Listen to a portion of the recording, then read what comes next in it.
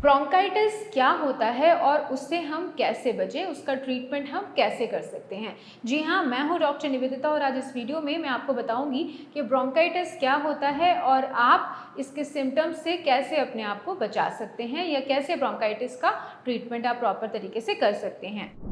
सबसे इंपॉर्टेंट है ये जान लेना कि ब्रोंकाइटिस टर्म क्या है। ब्रोंकाइटिस यानी कि ब्रोंकस के आगे जब आइटिस वर्ड लग गया है, इसका मतलब ब्रोंकस में सूजन आ गई है और ये जो सूजन आ जाती है उसकी वजह से ही आपको डिफरेंट सिम्टम्स डेवलप होते हैं, जैसे कि सांस का फूलना, खांसी होना, बलगम का निकलना, डेली एक्टिविटीज़ को करने में बाधा उत्पन्न होना, आपको जो चेस्ट है वहाँ पे डिस्कम्फर्ट होना, पेन होना, रात को सो नहीं पाना, बहुत सारी ये सारी जितने भी सिम्टम्स मैंने आपको बताए वो ब्रोंकाइटिस से रिलेटेड है।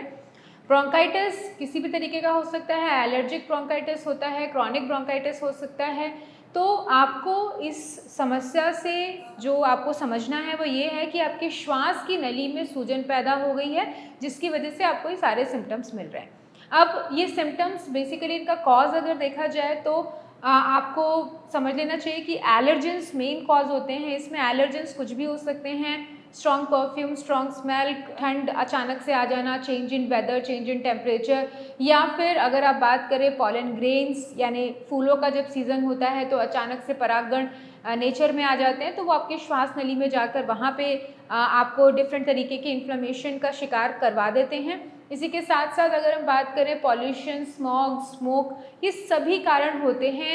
एलर्जन का रूप लेते हैं और आपके शरीर में ब्रोंकाइटिस को उत्पन्न करते हैं। वहीं एक और कारण होता है क्रॉनिक ऑब्स्ट्रक्टिव पल्मोनरी डिजीज़, जो आपने सुना होगा, वहाँ पे स्मोक कारण होता है। जब आप लगातार बहुत ज़्यादा स्मोकिंग करते हैं, आप चेन स्मोकर्स होते हैं या एक दिन में 5-5, 10-10 सिगरेट्स ले रहे होते हैं, या फिर आप किसी ऐसी फैक्ट्री में काम कर रहे होते हैं जिसे हम ऑक्यूपेशनल हज़ार्ड भी कहते हैं, जहाँ पे बहुत ज़्यादा पॉल्यूशन होता है, स्पेशली केमिकल फैक्ट्रीज़ हो रही हैं या फिर चूड़ियों की जो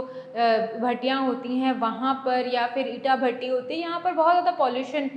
जो स्कोर है पॉल्यूशन का QI वो बहुत ज़्यादा होता है, जिसकी वजह से आपको ब्रोंकाइटिस की समस्या का सामना करना पड़ सकता है। तो आयुर्वेद की अगर आप माने तो इसमें कई सारी चीज़ें हैं। मेनली देखा जाए तो एक तो आपका इम्यूनिटी काफ़ी ज़्यादा वीक हो रही होती है या ओवर रिएक्टिव हो रही होती है, जिसकी वजह से आपको ये सिम्टम्स देखने को मिलते हैं, या फिर आयुर्वेद में जो ये कॉज हैं ये तो हैं ही कारण, इसके साथ साथ आपके लंग्स वीक होते चले जाते हैं, जिसकी वजह से छोटी प्रॉब्लम भी आपको समस्या उत्पन्न कर देती है। इसके साथ साथ कई बार हमारी इम्यूनिटी ओवर रिस्पॉन्सिव होती है, जैसे कि ILD में हमें देखने को मिलता है, इंटरस्टिशियल लंग डिजीज़। इसमें आपका शरीर आपके ही अगेंस्ट काम कर रहा होता है और ये सारे सिम्टम्स आपको देखने के लिए मिलते हैं। तो आपको ये जानना ज़रूरी है कि जो भी आपको श्वास की समस्या आ रही है, यहाँ पे आपको डिफरेंट सिम्टम्स मिल रहे हैं, जैसे कि आपका श्वास की नली में सूजन आ रही है, बलगम पैदा हो रहा है और साथ ही साथ आपकी लंग्स की कैपेसिटी कम होती जा रही है, इम्यूनिटी आपकी या तो बहुत ज़्यादा है या तो बहुत कम है।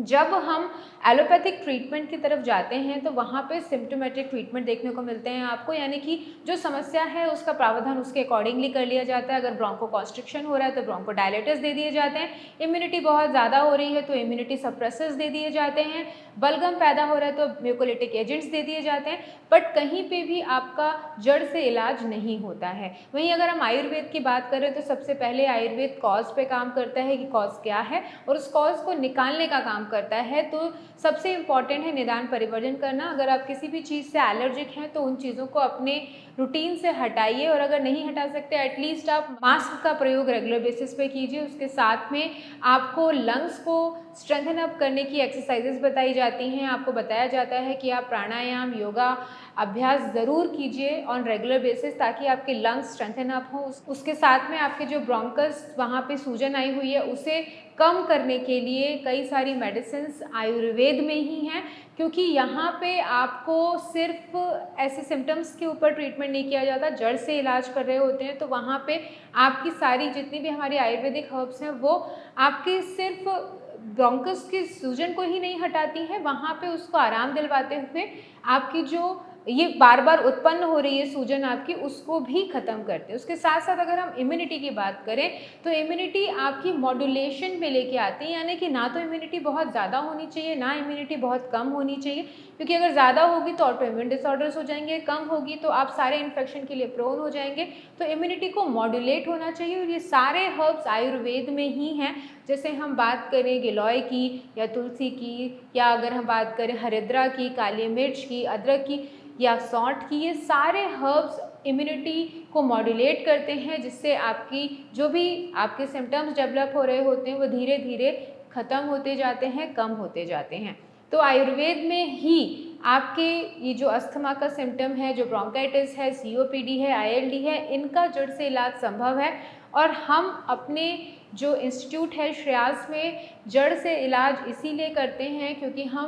पूरी तरीके से हिस्ट्री लेते हैं पेशेंट की, उनकी पूरी डाइजेस्टिव हिस्ट्री लेते हैं, उनकी पूरी पास्ट हिस्ट्रीज लेते हैं, फैमिली हिस्ट्रीज लेते हैं, एलर्जी हिस्ट्री लेते हैं, ब्लड टेस्ट की रिपोर्ट्स के अकॉर्डिंगली, उनकी HRCT रिपोर्ट्स के अकॉर्डिंगली, उनकी स्पायरोमेट्री रिपोर्ट्स के अकॉर्डिंगली जब सारी इन्फॉर्मेशन गैदर करते हैं तब हम उनका आयुर्वेद से इलाज करते हैं। और हमारे पास पेशेंट्स को इसीलिए आराम मिलता है क्योंकि यहाँ पे हम सारी चीज़ों को समझ के उसका इलाज हम उसके सिम्टम्स के अकॉर्डिंगली, उसके कॉज के अकॉर्डिंगली प्लान करते हैं। तो यहाँ इस वीडियो में मैंने आपको बताया कि किस तरीके से आप ब्रोंकाइटिस को समझ के उसका इलाज आयुर्वेद से करवा सकते हैं और कैसे आप बहुत ही जल्दी और बहुत ही आसानी से अपने इन सारे सिम्टम्स से निपट सकते हैं। तो अगर आपको अस्थमा या अस्थमा से रिलेटेड कोई भी प्रश्न आपके जहन में है, आप मुझे कमेंट करके या फिर दिए हुए नंबर पर कॉल करके जानकारी प्राप्त करवा सकते हैं।